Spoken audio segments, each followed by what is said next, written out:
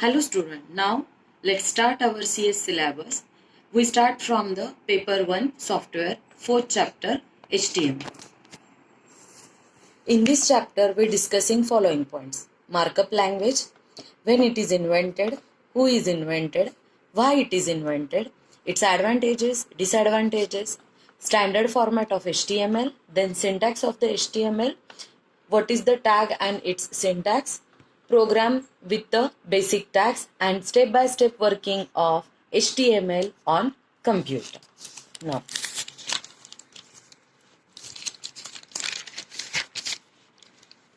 in previous year, we already knowing about what you mean by programming languages. Already C++ and VB, these two programming languages we are studying. Okay. HTML is the new language which is used for web designing. All of you know what do you mean by web pages. Okay. HTML is invented by Tim Berners-Lee in 1990. Actually, that time networking concept is very famous, and that WWW means World Wide Web is very famous. That time it's a conversion time to convert the PPTs into the electronic web. Then how to convert that text document into the electronic document? To designing that particular electronic documents, the HTML language is used. Therefore, that is not a programming language, that is a markup language. Okay. So, what is the long form of HTML? HTML stands for Hypertext Markup Language. See the meaning of the particular words. What do you mean by text? Text is nothing but data. What do you mean by hyper? Hyper is nothing but the link or the reference of data. What do you mean by markup? Markup is nothing but the extra features or the properties for setting that particular data also and for linking purpose also. And here this language keyword is used for only communication purpose. Okay. HTML is used to create electronic documents, that is, we can say that it's a web pages that are displayed onto the World Wide Web. Then, why the HTML is required? Actually, HTML is nothing but the text files make up of HTML elements. Okay. In practical words, we say that it is a platform independent style defining various components of WW documents. What do you mean by platform independent? That means there is no need for a particular software or particular hardware to design or to run that particular web pages. There is a simple need for the HTML. We discuss later. We can say that it is a simple replacement of the PPTs. That means it is a simple replacement of the PowerPoint presentation or the text documents into the electronic documents. We can say that HTML provides the user with a consistent interface and a highly effective medium for presenting the information to the developer. Whatever the developer, you know what you mean by developer. Developer is a programmer and user means end user. The programmer or the developer which is presenting the information for the user, and user can easily extract or easily understand that information by using the web page, or easily accesses by using the World Wide Web, that is called as the web pages. So actual definition of HTML is what? HTML is the set of instructions given to the web browser for formatting and layout of the web pages. That means we say that hypertext markup language. Then we say, what do you mean by hypertext? Hypertext is nothing but ordinary text with the formatting facility. And markup means what? Markup means a process of taking ordinary text and adding the extra features to it. Okay. Next one is the web page. Web page means what? Web page is nothing but the electronic document or the document on a website. There are two types of the web pages. First one is a static web page and second one is a dynamic web pages. Static means what? A static keywords means a constant content. Whichever the contents are not changing time by time, that type of a content is called as a static content. Okay.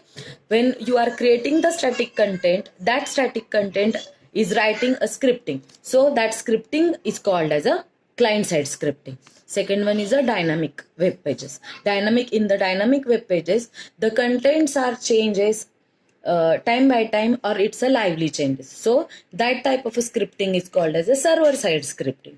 In this whole syllabus or in this whole HTML chapter, we are creating only the static HTML pages. We are not creating a dynamic web pages. For creating a dynamic web pages, we also know HTML also, and PHP, ASP and other languages is also required. For creating a static web pages, only HTML is required. There is no need to another languages. Remember these two contents for oral. Next one. What is the advantages of HTML? First is HTML is very easy to use and learn.